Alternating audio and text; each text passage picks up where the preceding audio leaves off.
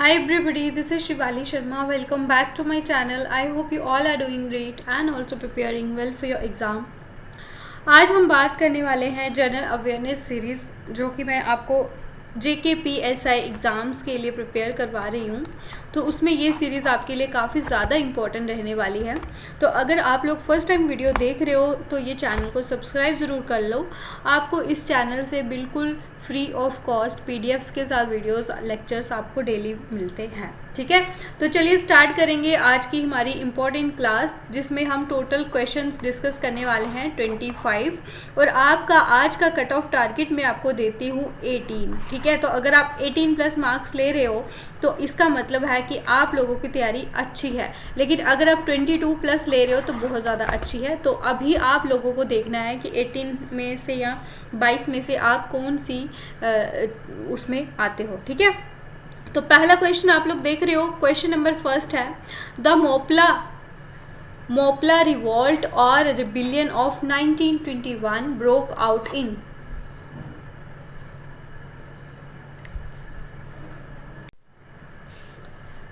जल्दी से आंसर बताएं तो काफ़ी इजी है, बहुत बार रिपीट हुआ है क्वेश्चन। केरला इसका सही आंसर हुआ है। ठीक है, यहाँ पे ये रिबिलियन हुआ था। और मोपला रिबिलियन को आप और क्या बोलते हो? मालाबार रिबिलियन। ये भी आपसे बहुत बार क्वेश्चन पूछ सकते हैं, पूछा भी गया हुआ है। और अगर हम बात करें इसको लेड किसने करा था, जो फ्रीडम फाइटर थे,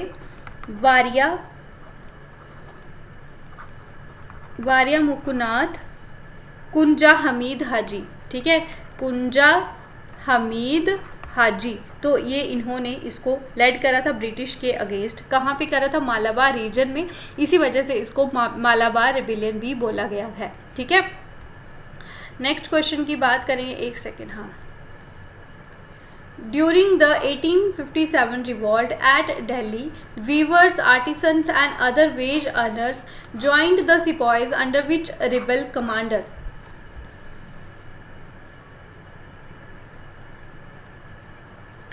सो बेसिकली इतने बड़े क्वेश्चन की हम सिर्फ ये निचोड़ देखेंगे कि दिल्ली में कौन लेड कर रहा था ब्रिटिश जो है के अगेंस्ट, तो वो थे आपके जनरल भगत सिंह। ठीक है, तो ये काफ़ी ज़्यादा इम्पॉर्टेंट है। और ये अगर हम बात करेंगे यहाँ पे कहाँ दिल्ली में कब पहुँचे थे?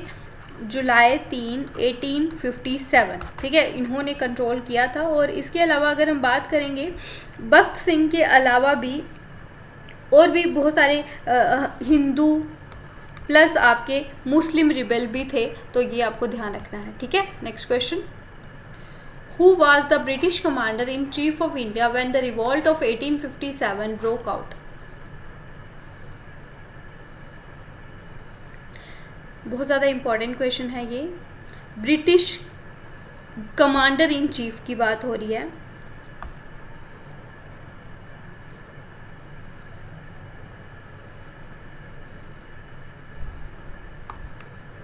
सो इसका सही आंसर होगा आपका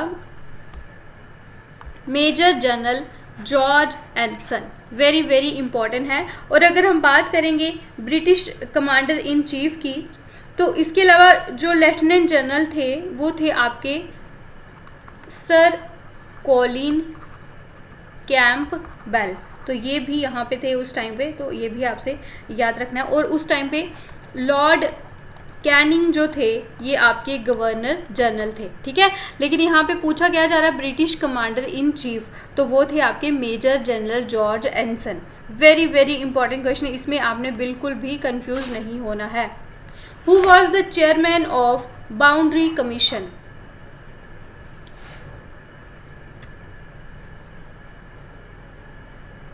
तो 1947 का जब पार्टीशन हुआ था तो बाउंड्री कमीशन के चेयरमैन थे सिरिल रेडक्लिफ। इसी वजह से इंडिया और पाकिस्तान की जो बाउंड्री लाइन है, इंटरनेशनल बाउंड्री, उसका नाम भी आपका रेडक्लिफ लाइन है। तो किसके ऊपर है ये? सर रेडक्लिफ, इनके नाम के ऊपर रखा गया है। ठीक है, ये उस टाइम पे चेयरमैन थे। नेक्स्ट क्वेश्चन,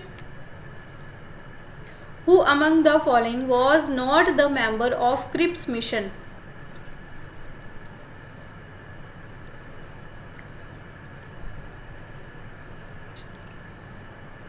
जल्दी से इसका आंसर बताएं।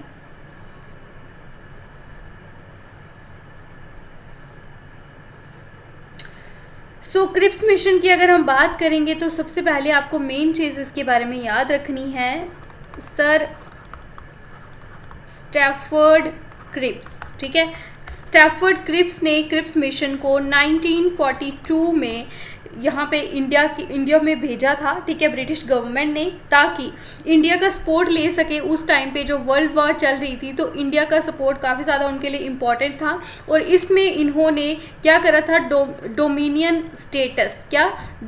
स्टेटस इंडिया को जो है ये देने वाले थे वॉर के बाद। तो उसके लिए एक क्रिप्स मिशन भेजा गया था। ठीक है, तो इसमें आपके पैथिक लॉरेंस भी थे, एवी अलेक्जेंडर भी थे, और यहाँ पे ऑप्शन नंबर डी होगा फिर एलिमिनेट होके इसका सही आंसर। ठीक है, तो ये आपको इंपॉर्टेंट चीज़ें याद रखनी है। लेड कौन कर रहा था, स्टैफर्ड क्रिप्स कर रहे थे, और इनके साथ दो थे, Alexander and Lord Patrick Lawrence. Next question, which of the following soils has surface accumulation of organic matter?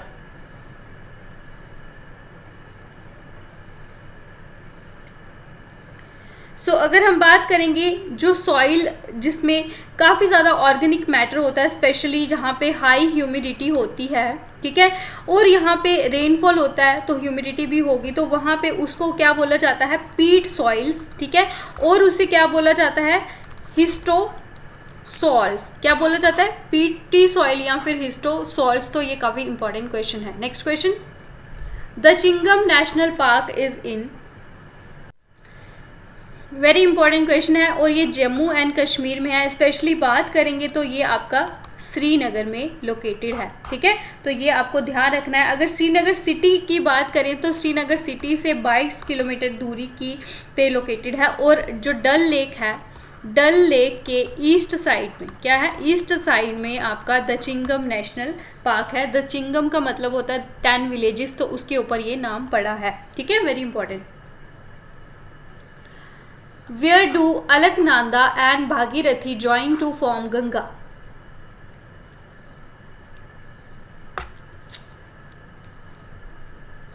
कहाँ पे अलकनंदा और भागीरथी मिलके बनाते हैं गंगा? ऑप्शन नंबर बी, यानी कि देव प्रयाग में दोनों मिलके गंगा रिवर को बनाते हैं। ठीक है, तो इसमें अगर हम बात करेंगे गंगा, जिसका नाम गंगेज भी है, ठीक है, तो ये आपका देव प्रयाग कहाँ पे है, उत्तराखंड में है। कहाँ पे है, उत्तराखंड में है।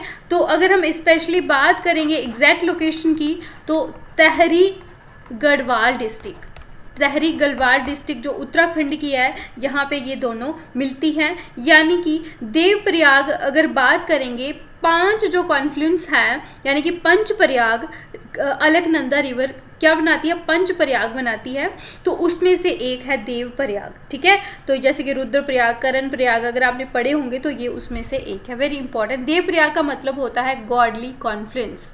Next question, in which part of India are thorn forests commonly found?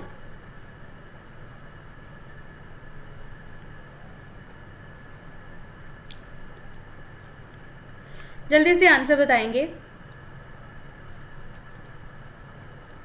So option number C होगा इसका सही आंसर। राजस्थान, गुजरात में ये आपके पाए जाते हैं।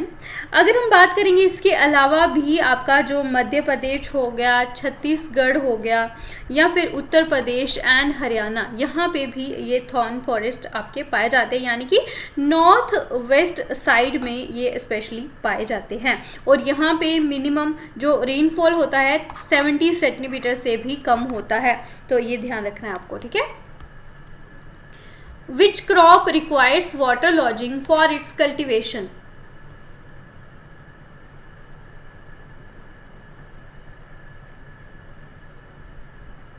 जल्दी से आंसर बताएं। तो किस क्रॉप को चाहिए होता है वाटर, तो वो आपको राइस, आपको दिख ही रहा होगा, सबसे ज़्यादा पानी इसमें से राइस को ही चाहिए होता है। पूरे के पूरे खेतों को भिगाना पड़ता है काफ़ी दिनों तक, तो कश्मीर वाले बच्चों को तो ये पता ही होगा। नेक्स्ट क्वेश्चन अगर हम देखें, Where are the headquarters of North Eastern Railways?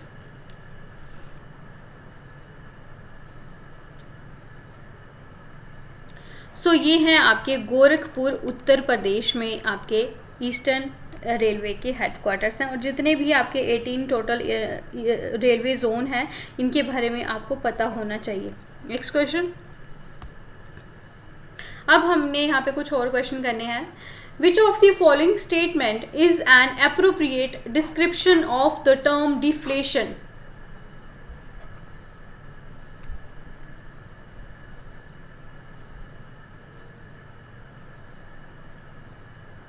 सो यहाँ पे अगर हम इसका एग्जैक्ट मतलब देखें तो इसका मतलब होता है कि परसिस्टेंट, लगातार जब आपके प्राइस लेवल जो होते हैं गुड्स एंड सर्विसेज के वो गिरते हैं तो वो होता है आपका डिफ्लेशन। ठीक है, वेरी वेरी इंपॉर्टेंट क्वेश्चन है। यहाँ पे आपका ओवरऑल क्या होता है, ओवरऑल जो प्राइस लेवल होता है डिक्रीज होता है ताकि जो इन्फ्लेशन है वो आपका क्या बन जाए, नेगेटिव बन जाए, तो उस चीज़ को आप लोग बोलते हो डिफ्लेशन। यानी कि लगातार, ये नहीं है कि एक क्वार्टर में डिक्रीज हो रहा है नेक्स्ट क्वार्टर में इंक्रीज हो रहा है, वैसा नहीं। जब आपका नेगेटिव इन्फ्लेशन रेट होता है यानी कि ओवरऑल प्राइस लेवल डिक्रीज होता है तो आपका इन्फ्लेशन नेगेटिव होता है, उस टाइम पे इस टर्म को बोला जाता है डिफ्लेशन। और डिफ्लेशन आपका इन्फ्लेशन के अपोजिट है। तो इन्फ्लेशन में कॉन्टीन्यूअस आपका क्या होता है, प्राइस राइज होता है। और इस टाइम पे अगर हम बात करेंगे इन्फ्लेशन पे, डिफ्लेशन पे, तो जो परचेजिंग पावर ऑफ मनी होती है वो क्या होती है, इंक्रीज होती है। यानी कि सेम ही अगर आपके पास 2 रुपये हैं, 2 रुपये से आप ज़्यादातर जो गुड्स और सर्विसेज को बाय कर सकते हो, तो ये आपका होता है। ठीक है, next question, Monetary Policy Committee of Reserve Bank of India is headed by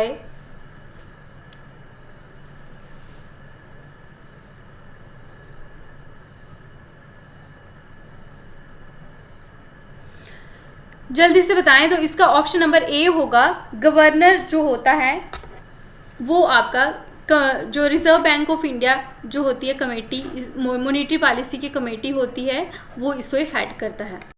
तो ऑप्शन नंबर ए इसका करेक्ट आंसर होगा। और गवर्नर जो होते हैं ये आपके एक्स ऑफिसियो चेयरमैन भी होते हैं, ये आपको इंपॉर्टेंट याद रखना है। और जो मॉनेटरी पॉलिसी कमेटी होती है इसके कितने मेंबर्स होते हैं, 6 मेंबर्स होते हैं। और जिसमें आपके 3 मेंबर्स जो होते हैं वो आपके आरबीआई से होते हैं और अदर जो 3 मेंबर्स होते हैं उनको अपॉइंट करती है आपकी सेंट्रल गवर्नमेंट। तो ये 6 मेंबर कॉन्स्टिट्यूट करते हैं आपकी मॉनेटरी पॉलिसी कमेटी। ठीक है, तो ये काफ़ी इंपॉर्टेंट क्वेश्चन है, आपसे पूछ सकते हैं। Which statutory body regulates the stock exchanges and issues of shares by companies? तो ये है आपकी security and exchange board of India, यानी कि सेबी, ये आपकी रेगुलेट करती है जितना भी आपका स्टॉक एक्सचेंज होता है या फिर शेयर इशू करती है कंपनीज। यानी कि ये आपकी रेगुलेटरी बॉडी है आपकी सिक्योरिटीज़ मार्केट की। ठीक है, तो ये आपको ध्यान रखना है, जितना भी स्टॉक एक्सचेंज होता है ब्रोकर्स का, लिस्टेड कंपनीज जो भी हैं, जो भी पार्टिसिपेंट्स होते हैं, उनमें किस तरह से ट्रांसपेरेंसी बनाए रखनी है, फेयरनेस होनी चाहिए, तो ये सब आपकी सीबी इसके रेगुलेटरी बॉडी है। Next, which of the following is not the function of Exim bank?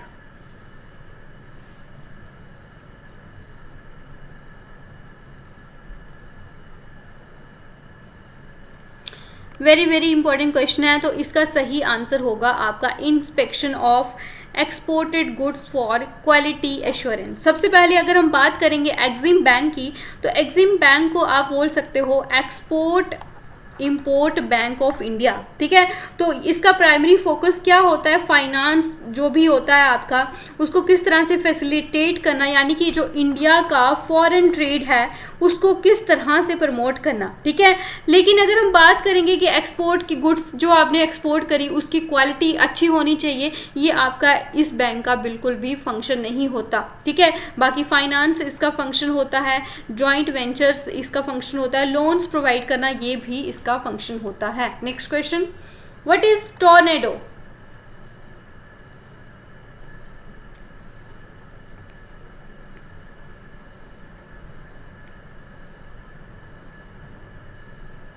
जल्दी से बताएं इसका सही आंसर। ऑप्शन नंबर बी, यानी कि a very low pressure centre.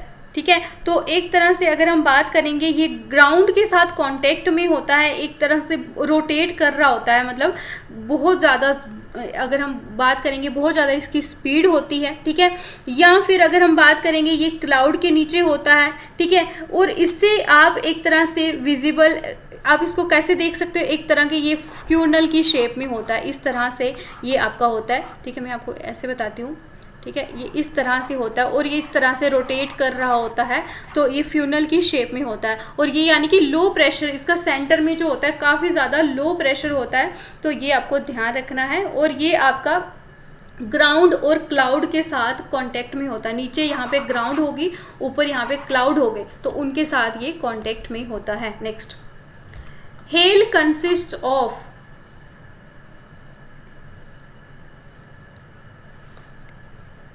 So hello जो होते हैं, अगर हम यहाँ पे देखेंगे, mass of ice with concentric layers, यहाँ पे ये एक फ्रोजन प्रेसिपिटेशन होता है आइस बॉल्स की फॉर्म में या फिर पैलेट्स की फॉर्म में। वो कैसे बनते हैं, जो भी आपके वाटर ड्रॉपलेट्स फ्रीज हो जाते हैं, ठीक है, और ये ग्रो करते रहते हैं जैसे जैसे वहाँ पे हवाएं ऊपर की तरफ जाती हैं, यानी कि आपका थंडर स्टॉर्म भी होता है, उस टाइम पे ये ऊपर ऊपर जाते हैं और ये फिर एक तरह से बहुत बड़ा एक लेयर बना देते हैं ये आइस की, तो उसे आप क्या बोल देते हो, हेल, ठीक है। Next question, what is the other name of tundra type of climate. तो ये काफ़ी ज़्यादा JKSSB की फेवरेट क्वेश्चन है। टुंड्रा क्लाइमेट को आप बोलते हो पोलर क्लाइमेट, पोलार क्लाइमेट, या फिर आप इसको बोलते हो आर्कटिक क्लाइमेट। क्या बोलते हो, आर्कटिक और polar climate, very very important है। और ये टुंड्रा क्लाइमेट जो होता है, यहाँ पे काफ़ी ज़्यादा आपका कोल्ड टेम्परेचर होता है, शॉर्ट समर्स होते हैं, ठीक है, और लॉन्ग एंड हार्श विंटर्स होते हैं। तो ये आपको ध्यान रखना है टुंड्रा टाइप ऑफ क्लाइमेट की। और पोलर जो क्लाइमेट होता है ना, ये आपका जो टुंड्रा इसका क्या है, ये आपका सब टाइप होता है। जो पोलर क्लाइमेट है ये टुंड्रा का सब टाइप होता है, यानी कि उसी की कैटेगरी में आता है। यहाँ पे भी टेम्परेचर काफ़ी ज़्यादा हाई होता है और ड्राई कंडीशंस होते हैं। और वैसे अगर हम बात करेंगे आर्कटिक क्लाइमेट की, तो ये भी आपका पोलार क्लाइमेट के जैसे होता है। आर्कटिक क्लाइमेट जो है, ये टर्म इसके लिए यूज़ क्यों की गई है, क्योंकि स्पेशली जो रीजन्स हैं आर्कटिक ओशन के पास में, आर्कटिक रीजन के पास में, वहाँ पे काफ़ी ज़्यादा ठंड होती है, दैट्स वाई इसका नाम आर्कटिक भी है, ठीक है। Next, the movement that came to an end because of Chauri Chaura incident was,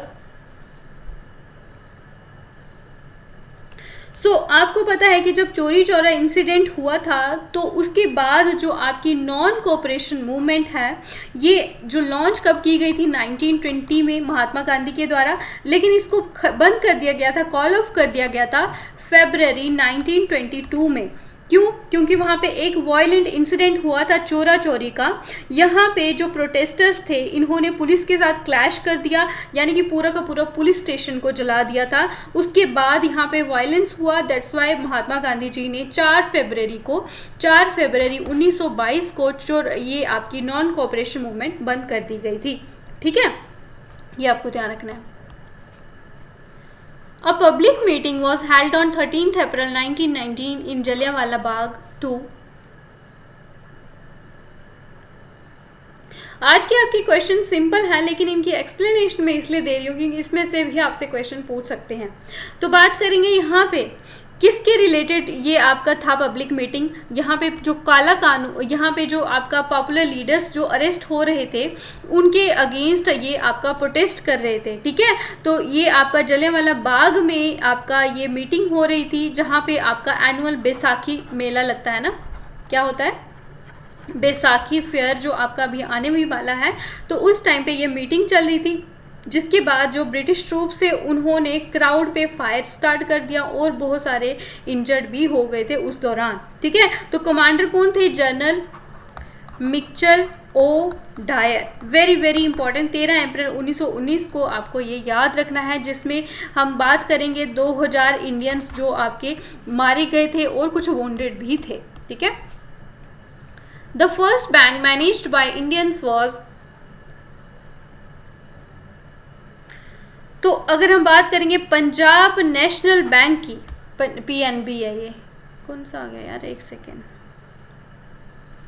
sorry इसका आंसर है आपका ऊद बैंक। ये आपका सबसे पहला बैंक जो इंडियंस ने मैनेज करा था वो था आपका ऊद बैंक। लेकिन जो अगर हम बात करेंगे स्पेशली पंजाब नेशनल बैंक की, तो ये भी आपका जो कि प्योरली इंडियंस के ही द्वारा मैनेज कर दिया गया था।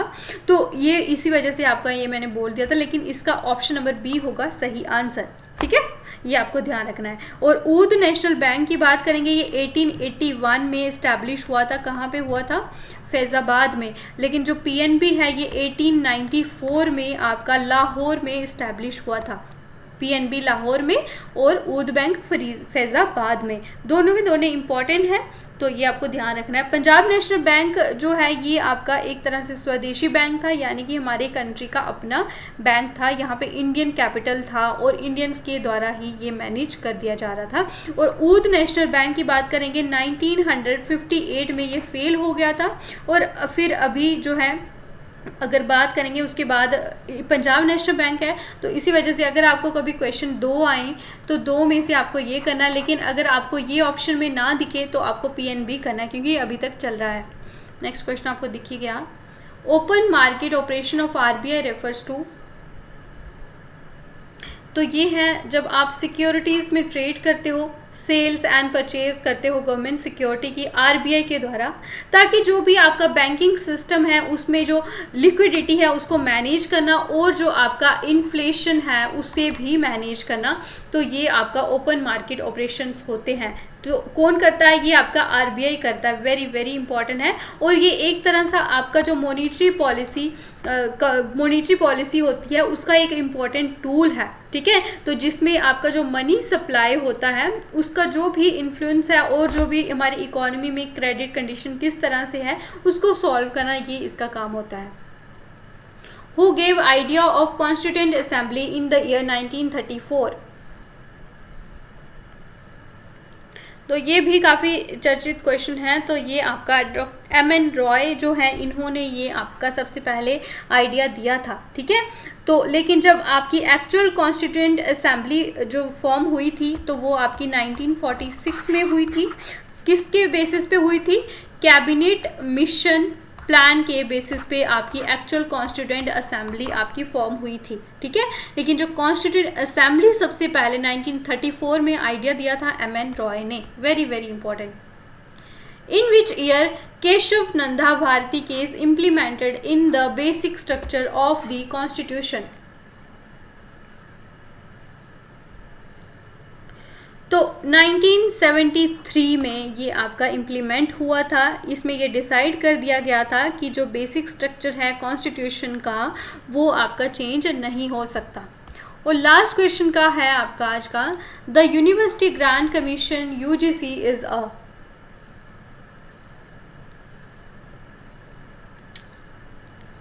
तो ये है आपकी एक स्टैचुरी बॉडी है, स्टैचुरी बॉडी। ठीक है, यानी कि ये आपकी मिनिस्ट्री ऑफ एजुकेशन के अंडर आती है। किसके अंडर आती है? मिनिस्ट्री ऑफ एजुकेशन, जो कि आपकी गवर्नमेंट ऑफ इंडिया के अंदर आती है। और ये आपका यूजीसी बना है 1956 में, ताकि जो भी आपके यूनिवर्सिटी के जो एजुकेशन है उसको किस तरह से कोऑर्डिनेट करना, प्रमोट करना और किस तरह से हायर एजुकेशन इंस्टीट्यूशंस में क्वालिटी को मेंटेन करना, these are some of the important activities that are governed by university grant commission. आज की क्लास में आप लोगों के कितना स्कोर रहा और आपको नेक्स्ट क्लास जो है वो किस पे चाहिए और आपको एमसीक्यूज चाहिए या आपको लेक्चर वाइज चाहिए, वो आप मुझे कमेंट सेक्शन में बता सकते हो। और कल हम आपके जो है कल या परसों में आपका पूरा जो मार्च मंथ होगा इसका मैं आपका फुल करंट अफेयर आपको प्रोवाइड करूँगी। ठीक है, तो वो आप क्लास ज़रूर देख लेना। बाकी thanks for watching, do like share and subscribe ज़रूर करें। ठीक है, ये आपके लिए काफ़ी ज़्यादा इंपॉर्टेंट है बिकॉज बहुत सारे बच्चे बिल्कुल भी सब्सक्राइब नहीं कर रहे हैं। ठीक है, thank you so much, all the best, take care.